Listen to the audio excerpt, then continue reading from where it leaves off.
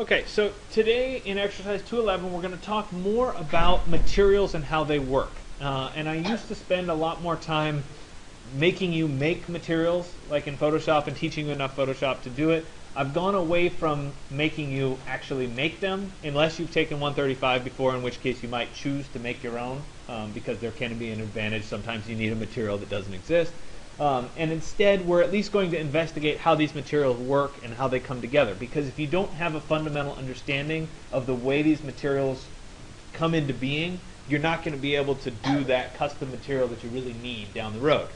So there are several key concepts that kind of explain how a material works, and I will show you both in example form, and I'm also going to show you a couple renderings that I've already created. The first one that I want to bring up is a shingle siding. Let's see if I can make this a little bit bigger here.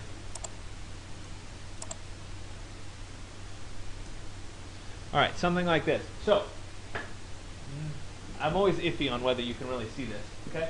So, the topmost image here is just a photograph of shingle siding. Okay? Perfectly flat. If we render it out, it's just going to appear flat, but it's going to look like shingles because it obviously was shingles at one point. Okay? The next one down is something that's called a bump map. Okay? It's really fine surface details, right? The grain of the wood is something, a good example of that. Okay? So if we look at it, and you look up in here, you can see a little bit of the ripples, a little bit of the grain of the wood. Okay? That's called a bump map. Then we move down to the next level. This is called displacement. If we look at the edge, you see how it tips up on each of the shingles? Right? That's called the displacement map. So it's a larger scale lifting. And I'll show you another example in a second and reinforce it. And then once we combine all those together, we get the photographic texture on the surface combined with the little imperfections, the wood grain, and the stepping of the shingles. That's what makes a realistic texture. So I'm not modeling on the side of my building, right, the individual shingles. I have just the surface and I'm applying the texture to it. There's the power of the texture. Okay? So if I move forward, right, this one might be a better example to kind of see it, right? Very similar, okay? This is corrugated metal. You guys have seen this before, right? The wavy stuff, okay? This is a pain in the butt to model, right? You could do it, you could do the one little curve and you could loft it, you could actually model it out, but it's way too much work. So instead, we start with a flat surface and we find a photograph of the corrugated metal. Okay? The top picture is that photograph. Looks reasonably like corrugated metal, but has no actual texture to it. Right? Then the next one is the bump map, so the little bit of surface imperfections. This would be the kind of thing that would show up if there were little screw holes or something. That would show up there. Okay? You can't really see a whole lot because there really isn't a lot of texture to a corrugated metal sheet. Right? It's relatively smooth. The next piece is called the displacement map, and that's the corrugations. Right? That's all of these little ripples. Right? And then finally we get to the bottom where we combine it all together and we get the really accurate, correct corrugated metal. Right? So instead of modeling this, we're just using a flat sheet and applying this to it. Okay? So it's a really powerful way of working through it. We could take it a step further, right, where we have an image here of a mesh, of a screen or something like that. Right? And in this instance, I have the mesh. And then in the next layer, I have the bump of the mesh, right? I could do it as a displacement. I could do it as a bump. It just kind of depends on the thickness of the mesh. Usually mesh is pretty fine to begin with, so I just do it as a bump, right? You can see a little bit of the bumps, right, where the wires are, and it's obviously flat where the holes are going to be. Okay? When I move to the next piece, instead of displacement map, right, in this case, I'm using something called a transparency map. Right? And map just means it's an image that represents transparency or bump or what have you. So in this case, it's a transparency map. When we see it, right, it shows me where all the holes are. Okay? So then I ultimately combine it together, and I get this at the bottom. It has a little bit of bump to it, but it's also transparent where all the holes are. Okay? So what we're going to be doing today is to actually combine and learn how to combine these into an image or into a texture that's a really good texture. Okay? So, I'm going to go ahead and close these examples. I'll post these online so you can see them a little bit more. I'll try to make some notes on them to help them be illustrated. Okay? So let me go ahead and I'm going to create a brand new Rhino file so that we can work with this here.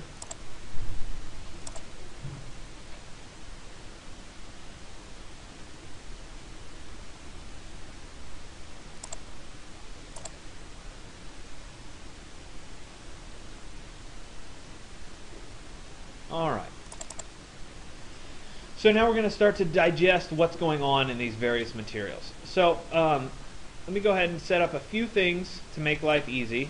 I'm going to set up a plane, and I'm just going to say 4 feet by 4 feet for right now, hopefully. 4. There we go. I'm going to move this vertically by just a bit. Doesn't even really matter how much I move it by. And then we'll zoom in on it. And then I want an infinite plane underneath it, so when I render it, we'll have a little bit of background. So if I were to render it right now with just the default settings, we get this little white plane, right, floating above the infinite plane down below. So let's take a look at those materials that I just showed you and see how they're made up. So I'm going to open the material editor, and I'm going to load the shingle material first. Actually, I think the corrugated metal is probably the easiest one to see. So let me go back to my siding, metal. There's the corrugated steel.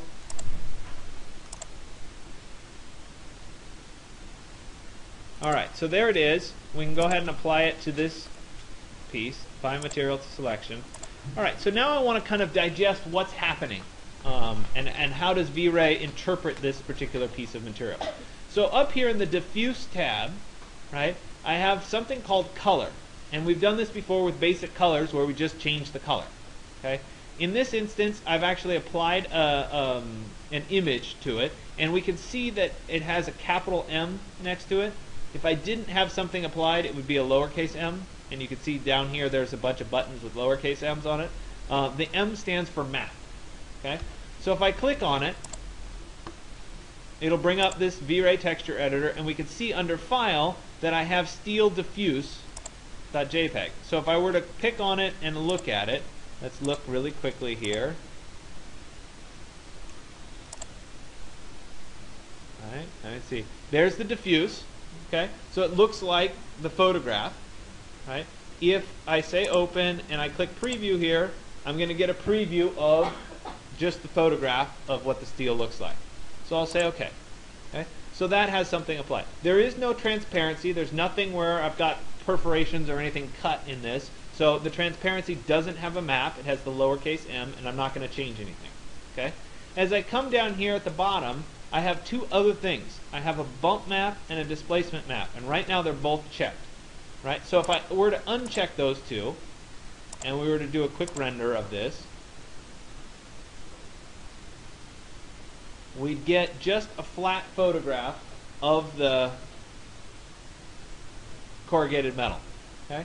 So then, if I go back to my material here, and I turn on bump map, and I click on the little M, and I have what right now is called the steel bump. And so if we look, right, there's my corrugated steel bump map. Right? It's kind of a black and white image. Notice the little screws are black. Right? So that's what I'm going to use. I'll go ahead and say OK. I can preview it. There it is. I can say OK.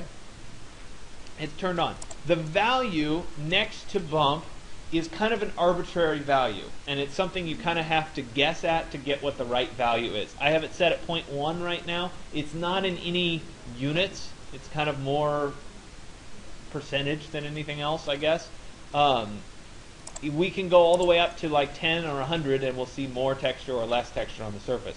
So right now you probably wouldn't see much, but if I put this at 100 and we re-rendered it, right, you might see a little bit. Sometimes we have to zoom in and look at the surface a little bit closer. Right, you can see there's a little bit of a dimple right there around where that screw hole is. So it's very subtle, right, for what it's doing. Now I'll go back to my materials and I'll go to displacement. And so displacement is something that's a little bit dangerous. Displacement takes up a lot of computing power to do. Obviously, when you see what it does to the corrugations, you can see why. But it also adds an incredible amount of realism to this particular material. And so if you're rendering from far away, you might turn the displacement map off because you can't really tell, right, and save yourself a bunch of computing power. If you're rendering anything close and you want that texture, that's when you turn it on. So you have to be a little bit careful about whether you're doing it or not. So once again, I'm going to click on the M, and I'm going to load the displacement map, which is right here. Now notice this one looks a little bit different. Okay, what we're doing is things that are black are at 0, things that are white are up at whatever value I specify, and things that are gray are steps. Okay, so in this instance, let's see if I can find a pen here.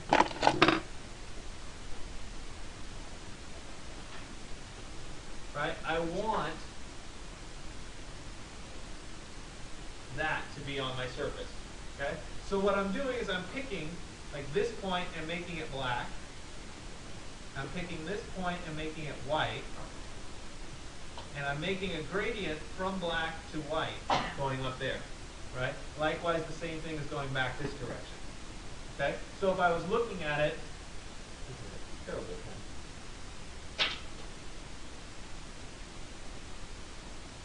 Marginally better. If I was looking at it, right, I'd have a white stripe here, and I'd have a black stripe here. So I'd have black, this would be black, right, and it would be black going to white, black going to white. My illustration kind of makes sense, right? We can darken this up a little bit more. Doing it on a whiteboard is challenging. Okay, same thing happens here, where it'd be black going to white. Here's the top, right, and then it'd be getting bigger that way.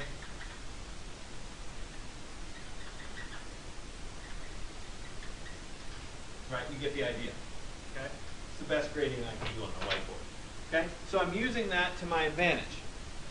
Okay. So once I go ahead and say open.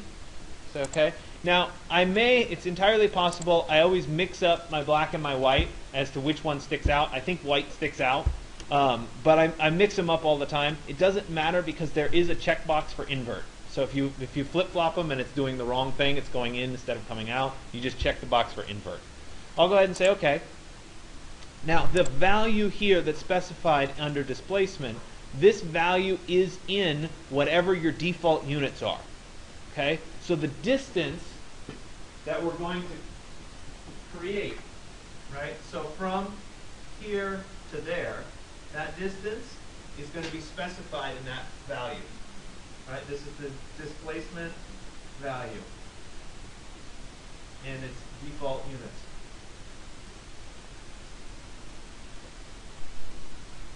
Okay? So in this instance, my distance is 1 inch, right? Because my units are in inches. I've set it at 1 inch. And now when I go to render,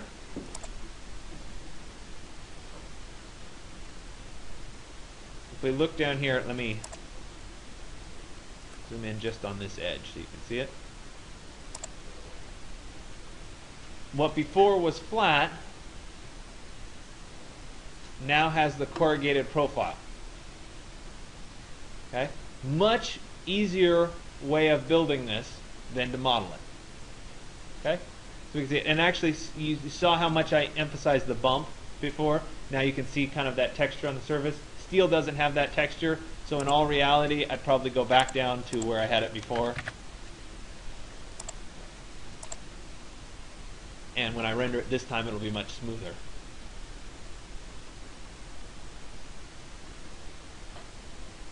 Right? Much smoother this time. Okay? So this is probably a really good example of what displacement does versus what bump does. Okay? The same thing happens, right? If I were to, let me go ahead and load something else.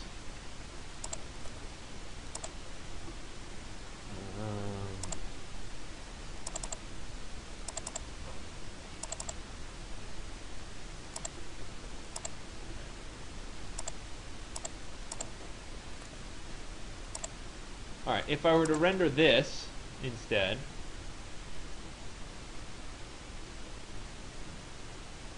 right, slightly different profile. So it's a board and batten. The same thing is basically happening. If I look at my displacement, right, let me make these big again. Right, there it is, board and batten. See, it's much, there's not a gradient so much. There's a little bit of a gradient. It probably shouldn't have the gradient on the edge, right? It's black and then it's white, and there's a jump. Okay, so if we look at the rendered image, sorry,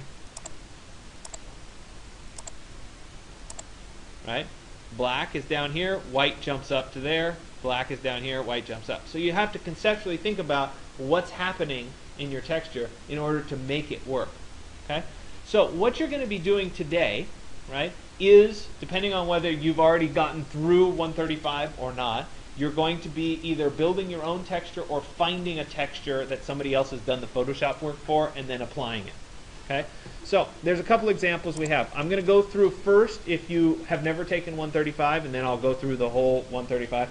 The reason that I try to show you how to build it completely from scratch is sometimes there's something that you want that just doesn't exist, and you need to make it, and there's no real option. The other thing that you can do if you get in that boat is you can come to me and say, I really want X, right? And we've done that several times where somebody really wants a specific material and they're struggling with how to make it, and I'll try to research and figure out how to make it. So anyway, there's a variety of sources for VRay materials, not all of which work natively in Rhino, but I want you to play around with them. So you guys have probably run across Flying Architecture before, which has a great list,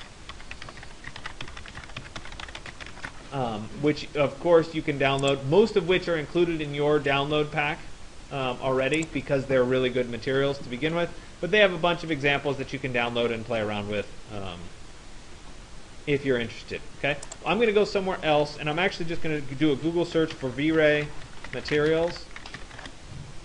And so there's a variety of different ones that are out there. What was the one? I think it was this VRayMaterials.co.uk. Yeah, this one's pretty good. So in this particular example, there's a bunch of VRay materials that aren't really meant for Rhino. They're just meant for VRay in general, not all of which will work. So I'm going to go ahead and click on VRay Materials, and I'm going to look at some of their examples, and hopefully I'll pick something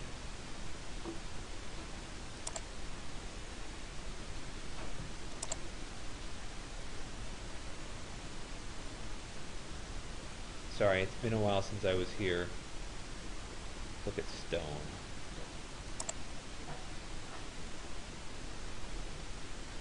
Alright, so here's some stone examples. Right? Let's try this one for right now. Cracked marble. Okay, it's for 3ds Max, which means it's not compatible with Rhino, but it probably contains the raw materials that I need. So I'm going to go ahead and download it, and it's downloading as a zip file. I'm going to go ahead and show it in my folder here. I'm going to extract it to my flash drive in my exercise folder for today. Bear with me for a second. Now I'll go ahead and click extract. And there it is. Okay? So there's a cracked marble VRay material. That's not going to do much. But notice that it also created a diffuse and a reflection map. Okay? Which is too bad there's not a bump. And this is where you run into a little bit of trouble because not everything is pre-made for you. Okay? But I can build this together. So let me go ahead and load up that Rhino file. Whoops, wrong one. There it is. We'll close this, close this. I'm going to open materials. I'm going to say load a new material, or create a new material, standard. And this one was cracked marble. I'll go ahead and say OK. Now first thing is I'm going to load that diffuse map. So I'll click on the M. All right, remember it's a lowercase m because nothing's been applied to it yet. And I'm going to select text bitmap, which is just an image file. And we'll pick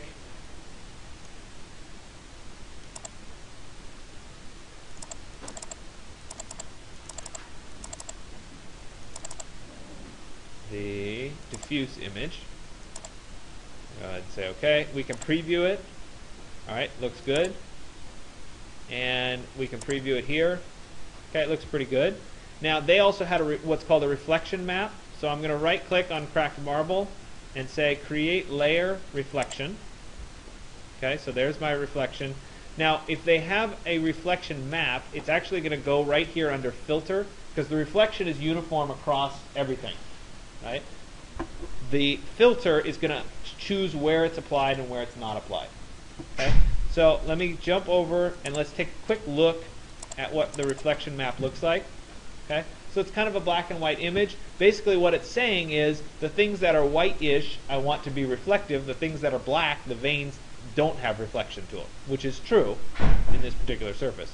So let me go ahead and load that in.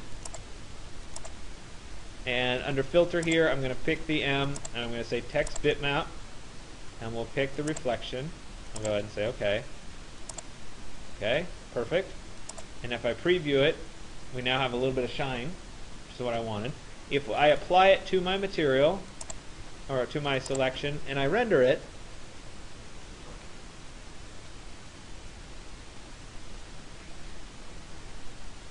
we'll get a nice semi-shiny marble floor.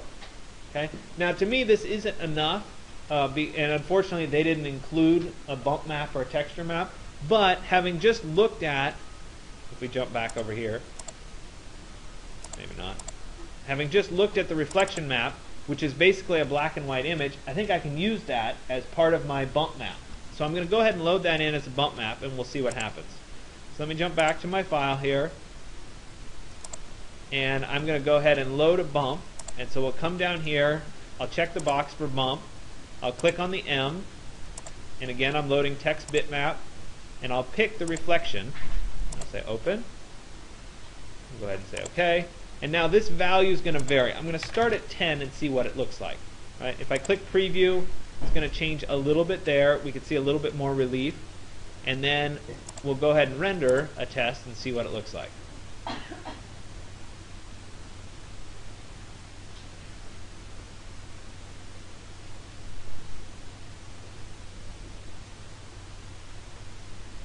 So compared to the perfectly flat shiny, now it's kind of bumpy, right? Probably a little bit too much.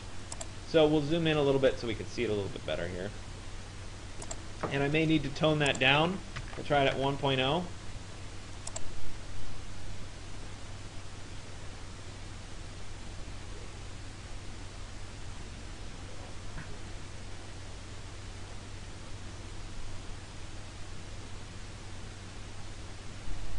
And it's not bad, right? It has a little bit of texture to it.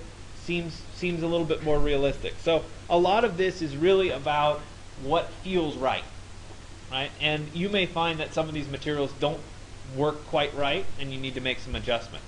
So this one looks pretty good. I'm pretty happy with it. Okay, maybe I'll tone this down a little bit more, 0.5, something like that. When I'm done, right, I'm going to right-click where it says cracked marble, and I'm going to say packed material. And this is important because you just reassembled the material out of a bunch of pieces. I'm going to click pack material, jump to my flash drive, into my folder here, and we'll call it crackmarble.zip. That's what you're going to end up uploading today. Okay. Now I do have a sample file that I'd like you to apply it to, just so you can see how it renders, which you can download. I think it's on the back here. Yeah, it's under part 3, so you'll be able to download it, and I'll do that in just a second. But let's look around for some more materials and play around with applying them. Let me jump back here, and let's look.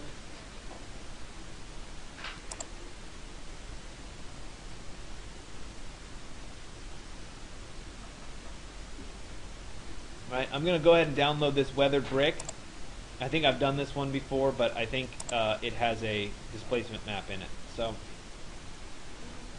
you go ahead and show it in the folder. There it is. Let me extract it to my flash drive.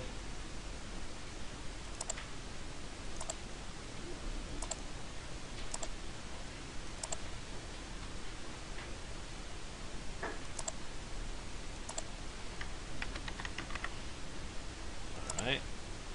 Go ahead and say OK. Extract.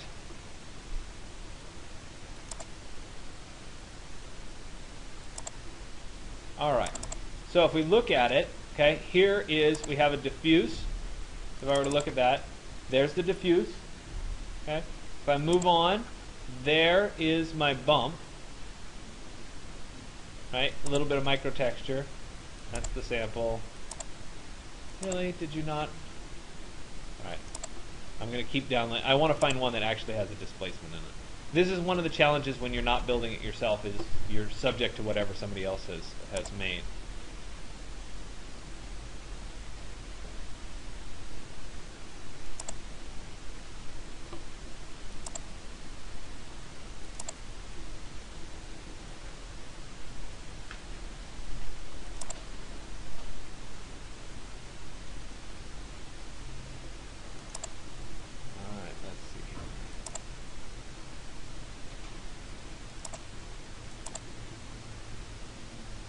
course. You're not going to even let me open it. So that one, this one has a displacement. It's called displacement. So I'm going to assume that it has it for a second, and we're going to play around with how this one works. Okay? So let's go back into my Rhino file, and this is an old world cobblestone. So I'm going to create a material standard, and we'll call it old cobblestone. Okay? And I'll go ahead and say okay. And the first thing that I'm going to load in is just the picture file. So we're in Diffuse under Color. I'm going to click on this M, and I'm going to choose Text Bitmap. And oh, I needed to extract it first. Hold on one second. Show folder. Extract all.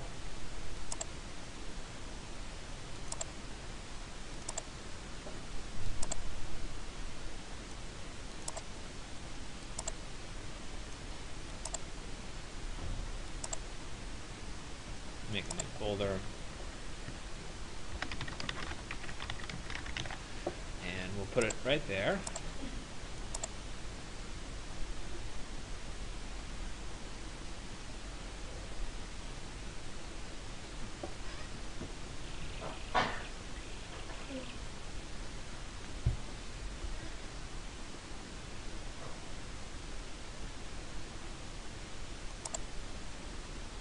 All right.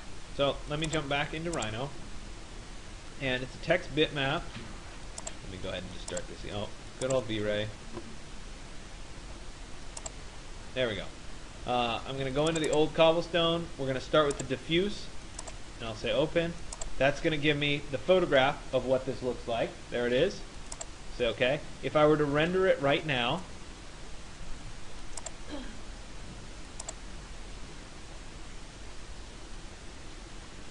we'd end up with a rather grungy cobblestone. Okay. Again, no depth to it. It looks like there's a little depth because it's a photograph, but there's not actually any depth. Okay. So then we need to go ahead and add in some more. So we did have a displacement, so I'm going to check the box for displacement. I'm going to click on the M and choose Text Bitmap again, and this is going to be displacement. I'll say OK. There it is. Now, when I say OK, right, and we look at it, we should start to see the depth a little bit. And I have to specify what I think is a valid depth for this, right? And so in reality, 1 inch is probably a little bit much. Maybe it's 0.5, right? And we'll go ahead and render it and see how it looks.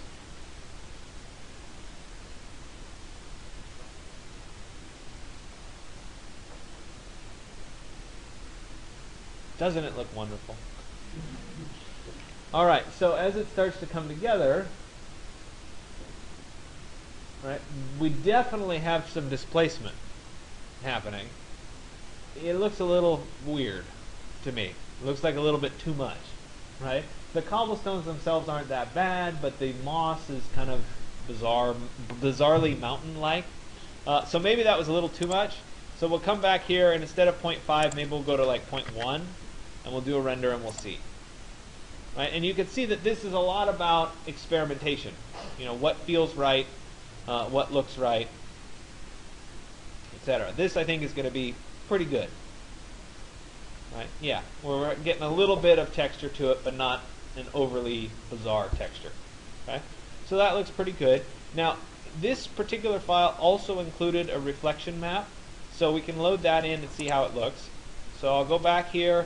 I'm going to right click and say create layer reflection, and once again we're going to adjust the filter on the reflection, and we'll pick text bitmap. There it is. There's the reflection. Say OK.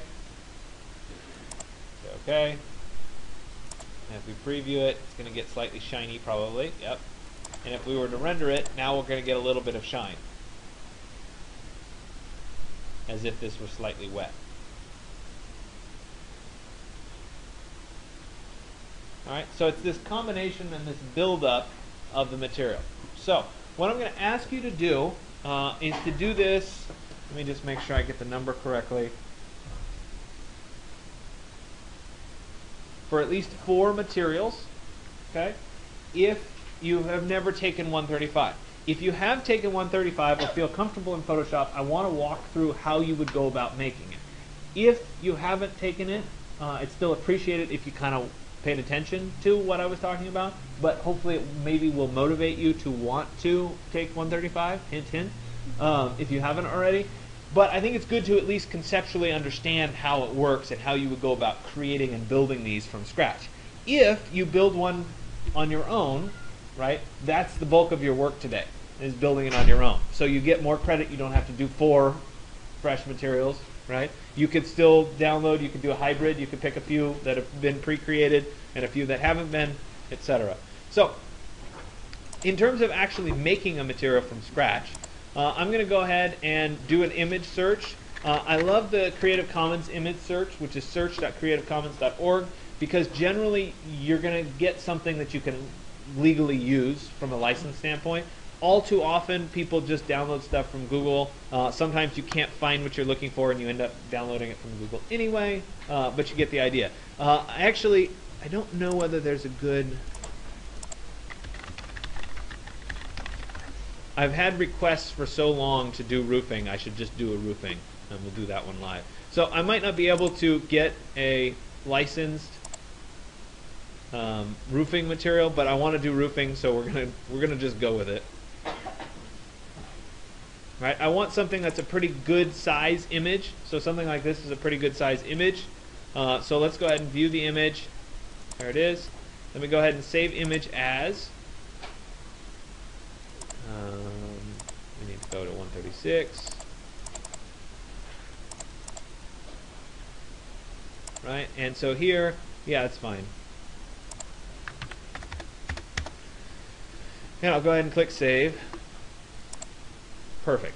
So that's then downloaded this particular image of texture. And again, I'm picking this because I've had a lot of demand for wanting a piece of roofing, so we're going to go with it. Okay. Now I'm going to go ahead and open Photoshop, and I want to make sure I open CS6 because these computers have both CS3 and CS6, so I want to make sure that's open. And I'm going to go to the File menu, and I'm going to say Open, and I'm going to pick that texture that I just did. These are some textures that I did in the other class that we can talk about a little bit later. Let me go ahead and pick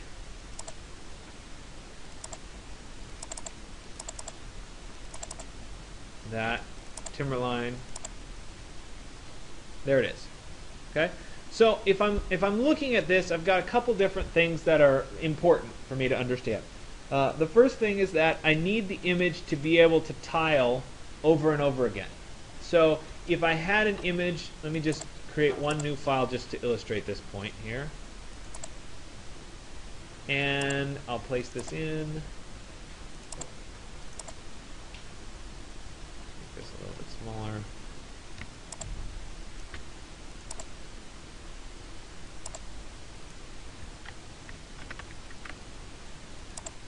All right. If I started repeating this pattern over and over again, right, it's pretty obvious that there's a seam there and there's a seam there. Okay, which is not what I want. If I have an infinitely large surface, I want to be able to apply the roofing to the surface and not see the seams. Right? So I need to be able to get rid of those seams first. So I'm going to go back to my original roof, and I'm going to take a careful look at what's happening before I do anything else. And if I look at each of these rows, we can kind of see that I've got a shingle that's an in shingle, and then an out, and then an in, and then an out, and then an in. But I've got this kind of funky little border here. It's not a good place to crop this image. So before I do anything else, I'm going to use the crop tool, and I'm going to adjust so that this is slicing more right through the kind of the halfway point of that. And if I look over here, I've got the same kind of halfway point, so we'll try to slice right about through there. Okay. Then I'm going to look at the top and the bottom. And so right now I don't have the bottom of the shingle showing here. I don't really have it there.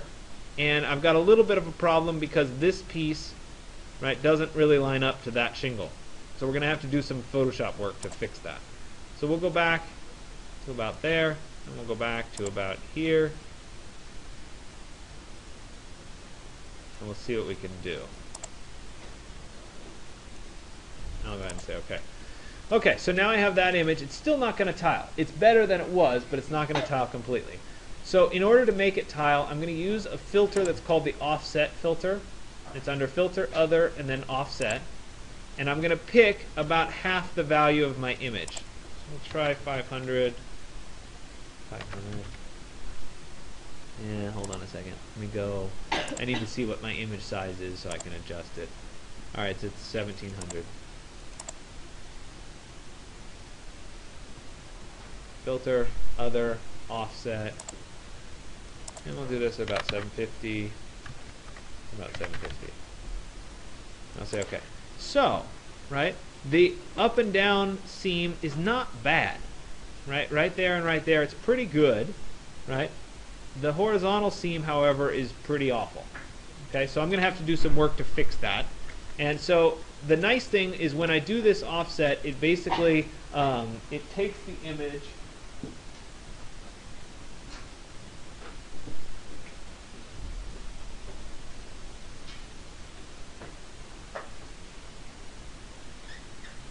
Let's say I have the image, right? It's going to take the image and split it in half. It's going to do more than this, but this is the easiest way to explain it. If I had half one and half two, it's going to take this half and put it up here.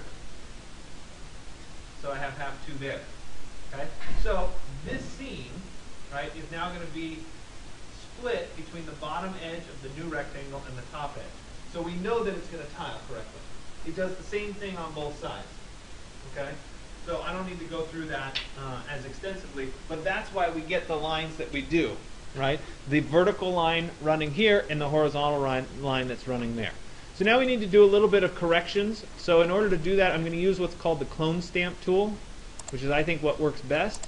And the clone stamp tool works by selecting one spot and copying it to another spot. And so to use it, I need to increase my brush size, which is right here. Right? I can also hold down the brackets key. And the hardness is going to be, is it blurring the edge or is it being relatively sharp? I'm going to increase that a bit when I do this. Alright, now I need to hold down the Alt key, which is going to be sample from here to over here. Right? And actually, I kind of want to continue this line, so I'm going to sample from right above it, and we're going to kind of blend this through. Hold on a second here. Right there.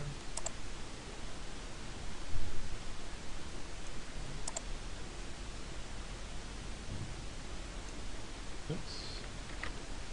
So, do you guys see how I'm essentially copying the edge of that shingle down and making it appear?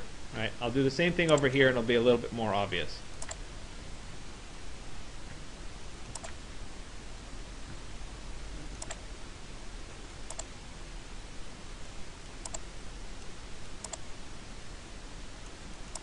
Right? See how I made that part of the shingle go down and that part of the shingle go down? Now we need to make this part go away. So we'll hold down here and we'll just kind of make that go away. Now, of course, I have a little bit more practice than some of you in Photoshop, so I can make this look easier than it is. But we'll make that part go away. We need to make this little part go away right there. Oops, too much. We'll make that go away. Make this go away. That. We've got another little piece to seam right here. So let me hold down Alt. Actually, I need to make my brush a little bit bigger. We're going to sample from there.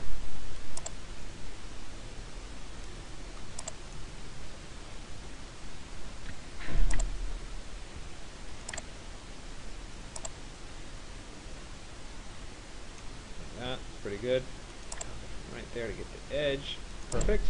Right, then we will get rid of this little piece. Like that. Make sure that seam starts to go away. Perfect. Come over here. Okay, a little bit of an edge right there. Let's go ahead and fix that edge.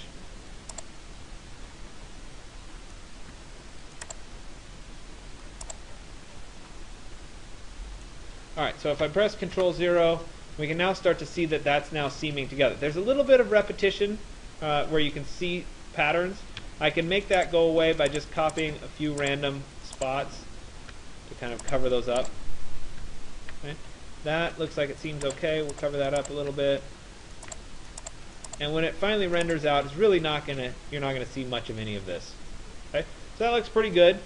This will now tile backwards and forwards. So let me go ahead and go to File, and I'll go Save for Web, and I'm going to save this as a JPEG. There it is, JPEG High. We'll click Save. And I'm going to add Diffuse to it, and we'll go ahead and click Save. Excellent. Now, let me jump over to that sample file where I was showing you that this didn't tile last time, and let me show you that it does tile this time. So let me go to File, Place. Shrink it down a little bit there. And let me turn off everything except that new one.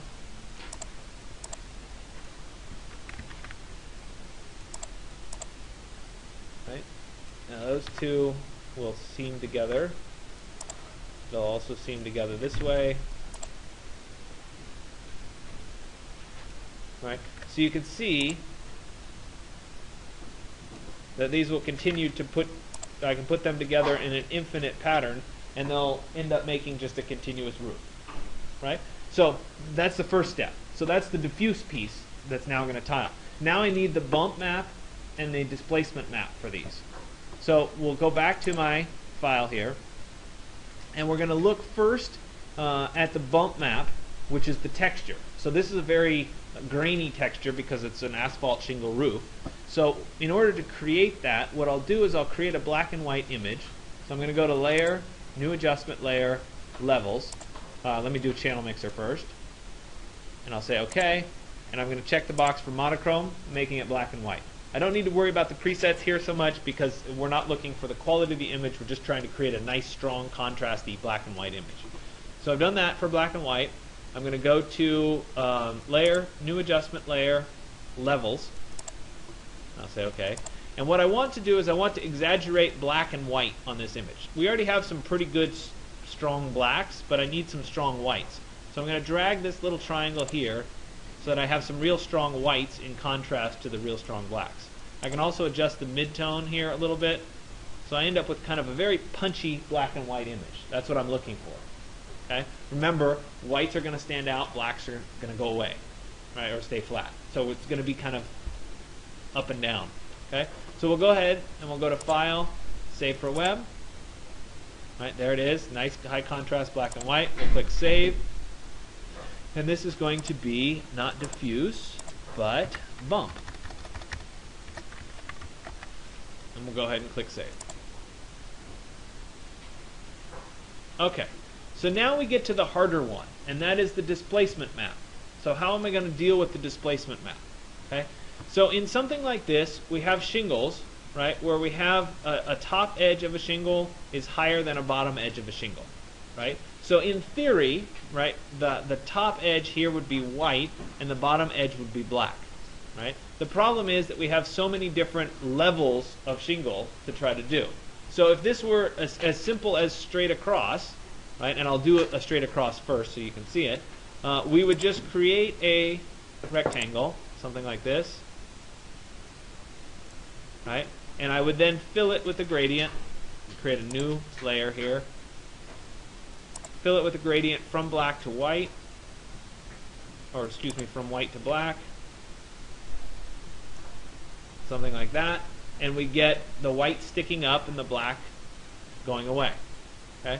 Now, that conceptually would work fine, except that in this particular instance I have shingles that stick up and some that aren't sticking up and that sort of thing. So it doesn't quite work that way.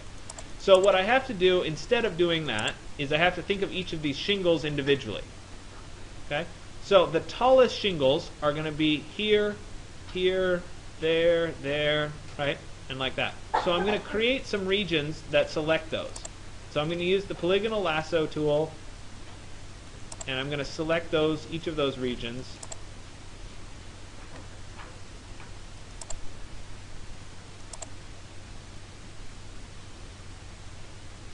That. And I'm going to do the regions just on one line of these shingles. We'll do this one next.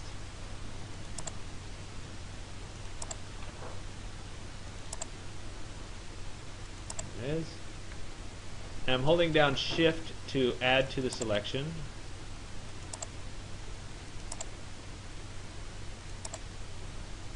Alright, so I have those three highlighted. If I turn these off, you might be able to see the marching ants a little bit better. And now I'm going to fill those with the gradient, and instead of going white to black, I'm going to go white to kind of a medium gray. So we'll say in CMYK value 0, 0, 0, and we'll say this is 50. Alright, and I'm going to go white to medium gray with my gradient tool. Oh, sorry, I need to be on a layer that I can do it on. And we'll start here, shift, drag to right there, and I end up with a white to medium gray for that region. Okay? Now, right, I need to do the opposite of this region in that I need to go medium gray, right, to black in these other squares. So I'm going to say select inverse, which is basically everything that's outside of it, and I'm going to deselect a couple regions.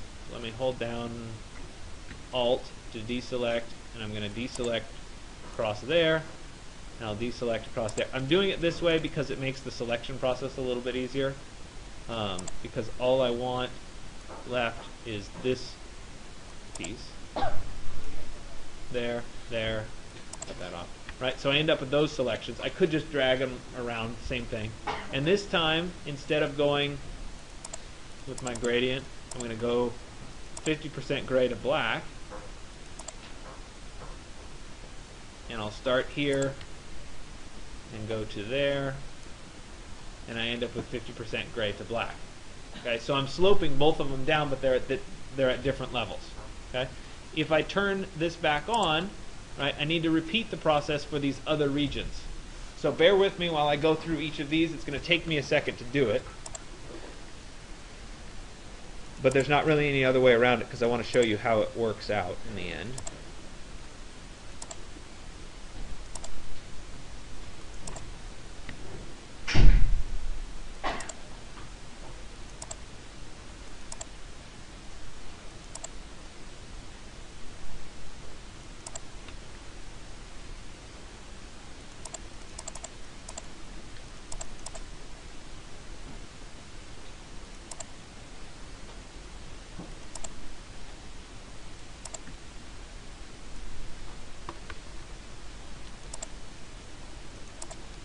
So I'm just doing the exact same process here.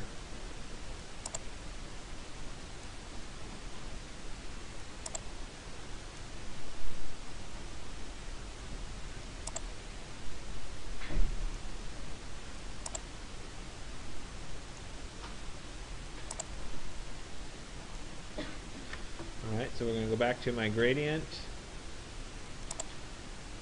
We're going 50% gray to black this time.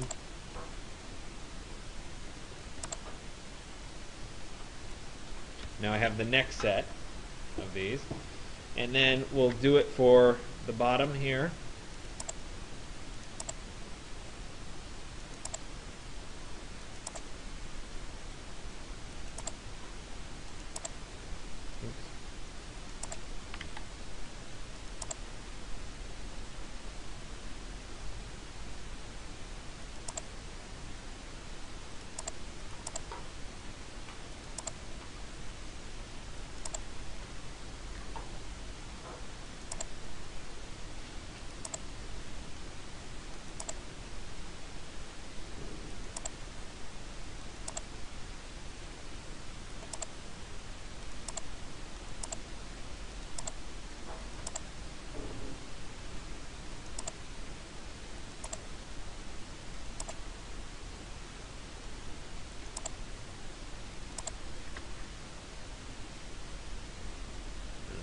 Again, I'll use the gradient with white.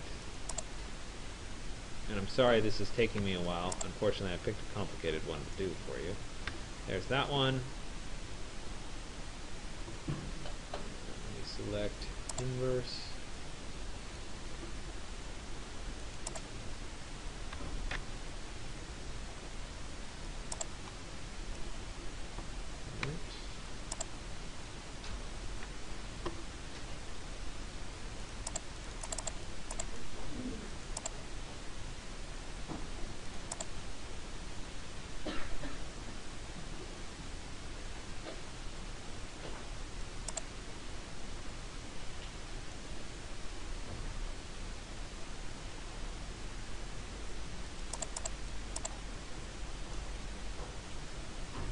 we go. That wasn't quite linear.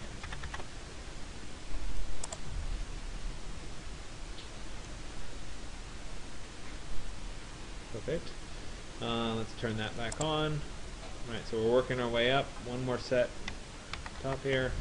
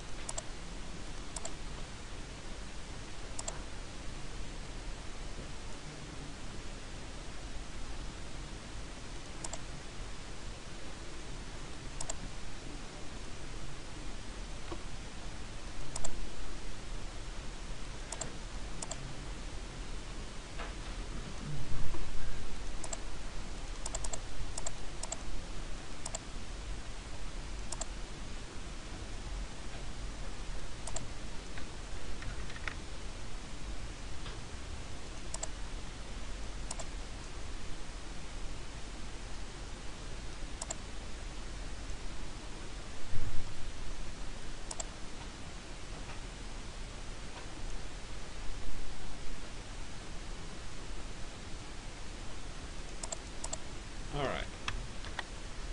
So I have that done. Oops. Hold on a second. Take that back.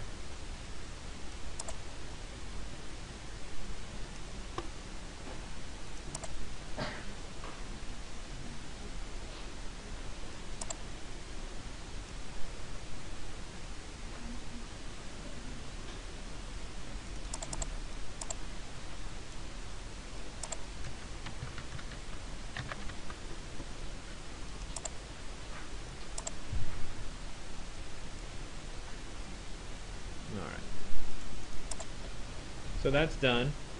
It's not the best job. I could have spent a little bit more time doing it. I'm going to create one more layer that is 100% black for the background for the spots that I missed.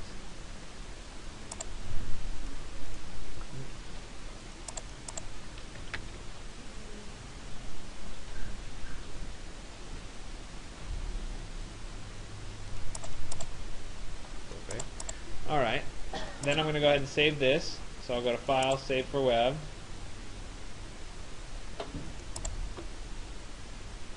Save. And this is going to be my displacement.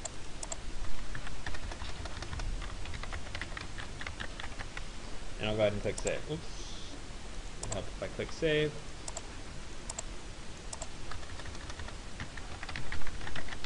There we go. Okay, so I have that part done. Now I'm going to jump back into Rhino, and we're going to load it up on this. So I'm going to create a new material. It's going to be a standard material, and we'll call this Timberline Mission Brown. There we go. I'll go ahead and say OK. Oops. It's supposed to be new. Create material standard. Emerald, mission, brown. Perfect. And I'm going to load the diffuse first. So there it is. It's going to be a text bitmap. And there's diffuse. Say OK. And if I preview it, that's what it looks like. If I say OK, and then assign this to the material, and we render it, right, we get a nice view of what this roofing looks like. Okay, seems reasonable. Now I want to go ahead and I want to add that bump, so I'll check the box for bump, and I'm going to pick that piece that I called bump, and say OK, and we'll leave it at 1 for right now and see what it looks like. We'll go ahead and render it.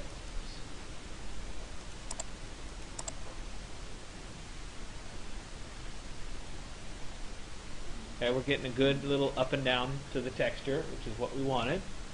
Right? And then the next piece, I'll go back to my materials, and I'm going to load in my displacement map. So once again, it's a text bitmap. We'll call it displacement, and I'll say open. Right? Okay, 1 inch shingles is obviously way too fat, so we're going to be more like 1/4 inch. And if I click on update, we should get a nice little pop out. Good. We'll go ahead and close it, and then we'll go ahead and render it.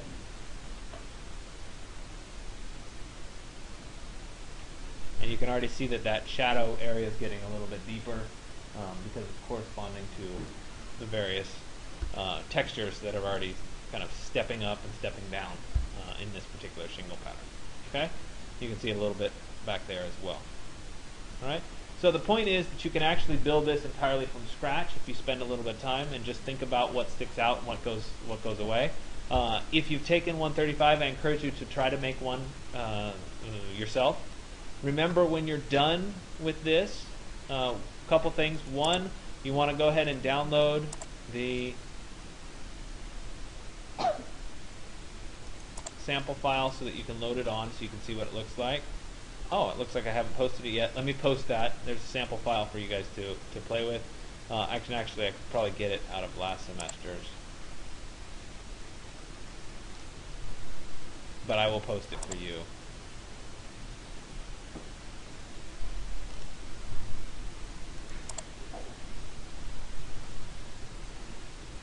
So there's the test file.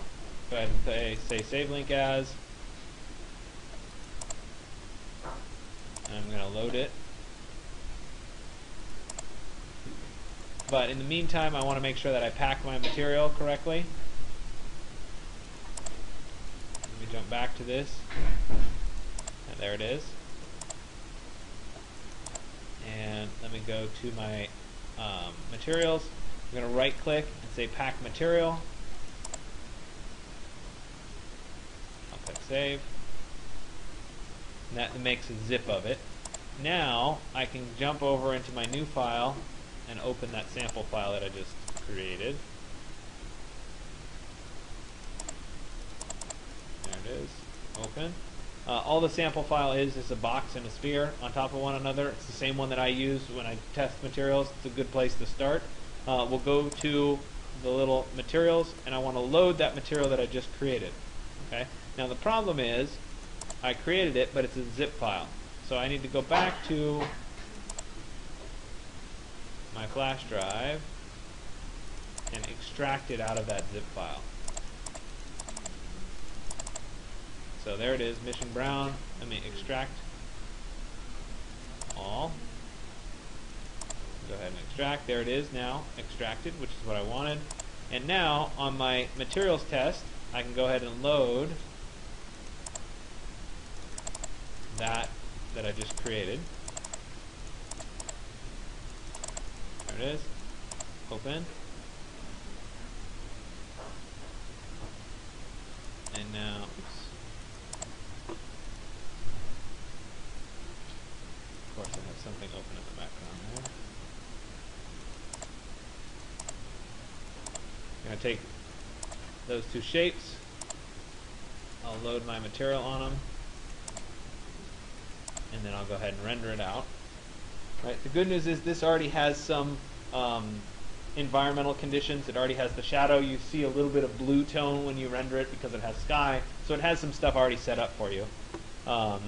It also has the texture mapping already done. So once this is done, I'm going to save this as the sample of this particular image. So I'll click save, and this is Timberline Mission Brown sample. Save it into the same folder here. Perfect. Okay, so when I go to post it on the course website, I'm going to go to New Post.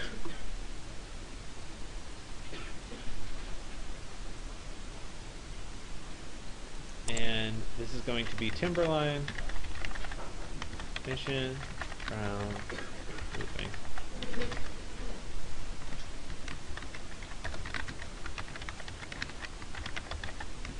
Alright, and I'm going to make sure that I upload that zip file that I created of it. So there's Timberline Mission Brown. Go ahead and upload that. And once that's uploaded, I'll click Insert into Post. And it'll show up there as a link. Now, on the right side, just like we did with blocks, there's a category for VRay Materials. Right? This is where you categorize it. And so this is roofing, and I don't even know if roofing already exists. Doesn't look like it, so I'm going to add a new category, roofing.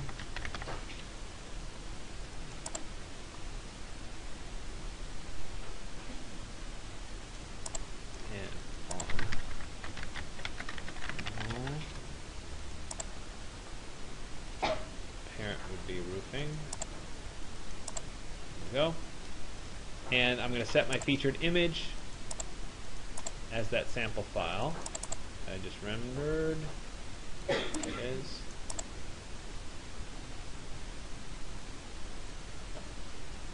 Perfect. And I'll set my featured image. So once I'm done with those things, I'll go ahead and click publish, and that'll be one of my posts for today. Okay? So this was kind of a long, drawn-out lecture, but I wanted you guys to see how you would go about making a material completely from scratch if you wanted to. Remember, you don't have to today. If you want to just find materials and figure out how they reassemble, that's fine too. The real purpose is for you to learn how these materials are assembled so that you can break them apart into pieces and make them yourself, or tweak them or change them, and understand where those settings are when you go to change them. Okay? Are there any questions? No? Okay. I'll turn you loose.